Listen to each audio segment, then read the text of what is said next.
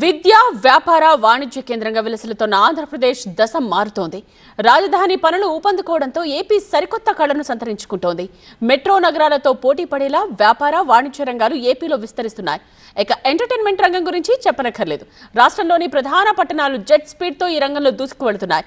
ఏపీలో విస్తరిస్తోన్న multiplex theatre కల్చర్పై TV9 స్పెషల్ స్టోరీ.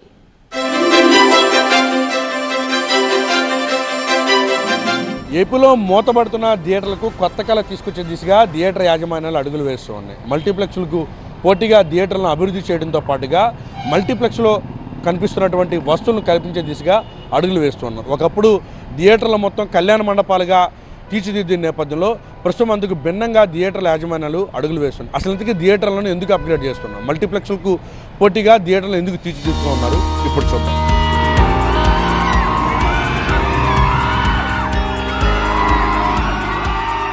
ఎంటర్టైన్మెంట్ లో సినిమాలదే పై చేయి. ఈ సినిమాలను కూడా థియేటర్స్ లో చూస్తేనే మజా ఉంటుందంటున్నారు ఆడియన్స్. ఎంటర్టైన్మెంట్ రంగానికి ఉన్న ఈ డిమాండ్ తో మల్టీప్లెక్స్ కల్చర్ కు తెరలేచింది. ఏపీ, తెలంగాణలో విస్తరించింది. పెద్ద సంస్థలు ఏపీలోని పలు ప్రధాన నగరాల్లో తమ కార్యకలాపాలు విస్తరిస్తున్నాయి. ఒక మూవీ కానీ వెళ్తే అక్కడ టికెట్స్ అందుబాటులో లేకపోతే రెండో మూవీకి, మూడో మూవీకి అలాగే 4-5 ఆప్షన్స్ ఉంటాయి. సో దానివల్ల మల్టీప్లెక్స్కి ఎక్కువ ఛాన్సెస్ ఉంటాయి. ఏపీలో ఇప్పుడు ఎక్కడ చూసినా మల్టీప్లెక్స్ థియేటర్ల హవా నడుస్తోంది. అటు విశాఖ నుండి విజయవాడ వరకు, ఇటు విజయవాడ నుండి తిరుపతి వరకు ఇలా చాలా ప్రాంతాల్లో మల్టీప్లెక్స్ అందుబాటులోకి వచ్చాయి.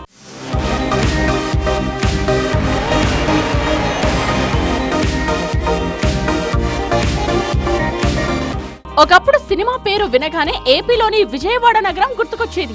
ఎన్టీఆర్ నుండి ANR వరకు ఏ సినిమా విడుదలైనా తొలి ఆట విజయవాడలో ఆడాల్సిందే. ఉమ్మడి రాష్ట్రంలో రాజధానిగా హైదరాబాద్ ఉన్నప్పటికీ సినిమా కేంద్రంగా బెజవాడే ఉండేది. అందుకే ఉమ్మడి రాష్ట్రంలో ఎక్కడా లేనన్ని థియేటర్స్ ఇక్కడ వెలిశాయి. బడాబడ రాజకీయ నేతలు సైతం ఇక్కడ సినిమా హాళ్లు నిర్మించి ఆదాయం ఆర్జించారు.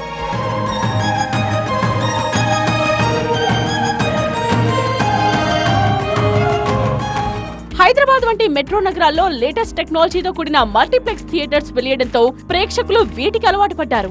మల్టీప్లెక్స్ థియేటర్స్ లాభాలు కళ్ల చుట్టంతో కార్పొరేట్ సంస్థలు ఈ రంగంలోకి ప్రవేశించి ప్రేక్షకుల అభిరుచికి అనుగుణంగా థియేటర్స్ నిర్మించడం ప్రారంభించాయి. ఈ మల్టీప్లెక్స్ కల్చర్ ఏపీకి విస్తరించింది. ఫ్యామిలీతో వెళ్తే 1 అవర్ బిఫోర్ వెళ్ళొచ్చు, 1 అవర్ తర్వాత కూడా అక్కడ టైం స్పెండ్ చేసి ఒక 4-5 అవర్స్ ఒక మాల్లో స్పెండ్ చేసి రావచ్చు. ఎంటర్టైన్మెంట్తో పాటు షాపింగ్ అండ్ ఎవ్రీథింగ్ ఉంటే మల్టీప్లెక్స్కి వెళ్తాం. ఫ్రీగా కూర్చోడానికి బాగుంటది. ₹1 ఎక్కువైనా సరే మల్టీప్లెక్స్కి వెళ్ళడానికి ఇష్టపడుతున్నారు. మల్టీప్లెక్స్ రాకతో ఏపీలో సింగిల్ స్క్రీన్ థియేటర్స్ లో ఆక్యుపెన్సీ రోజు రోజుకు తగ్గుతూ వస్తోంది.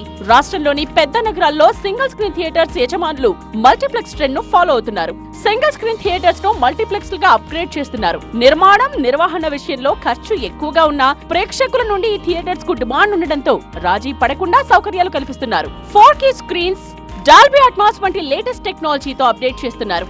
ఇందుకు కోట్లాది రూపాయలు వెచ్చిస్తున్నారు.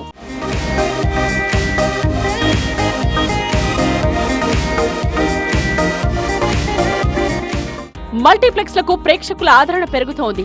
కుటుంబ సమేతంగా వస్తూ ప్రజలు ఎంజాయ్ చేస్తున్నారు. ఒక్క సినిమాలకే పరిమితం కాకుండా పిల్లలు ఆడుకునేందుకు gaming zones, shopping malls, restaurants ఇలా అన్ని ఒకే చోట ఉండడంతో ప్రేక్షకులు కుటుంబంతో సహా వచ్చి సరదాగా గడుపుతున్నారు. వీకెండ్స్ లో ఈ మల్టీప్లెక్స్ థియేటర్స్ చిన్న పెద్దలతో కళకళలాడుతున్నాయి. రానున్న కాలంలో అమరావతిలో విజయవాడ, గుంటూరు కలిసిపోయే అవకాశం ఉన్నందున ఈ 3 ప్రాంతాల్లో ఎంటర్టైన్మెంట్ రంగం ఊపందుకుంటుంది అనడంలో సందేహం లేదు. ఒకప్పుడు థియేటర్లు నడపలేక గోడౌన్లుగా, కళ్యాణ మండపాలుగా మార్చిన తామే ప్రస్తుతం థియేటర్లను అభివృద్ధి చేస్తున్నట్టు కూడా ఆయా థియేటర్ల యజమానులు అయితే చెప్తున్నారు. ప్రస్తుతం రాష్ట్ర వ్యాప్తంగా థియేటర్లను మొత్తాన్ని కూడా అప్గ్రేడ్ చేసి అధునాతన వస్తువులతో ఏర్పాట్లు చేస్తూ అభిమానుల అభిరుచులకు తగ్గట్టుగా సినీ ప్రేక్షకులకు అందుబాటులోకి ధరలు, వస్తువులు ఏర్పాటు చేస్తున్న కూడా థియేటర్ల యజమానులు అయితే చెప్తున్నారు. కెమెరా పర్సన్ శ్రీరామ్తో వసంత్, TV9 విజయవాడ.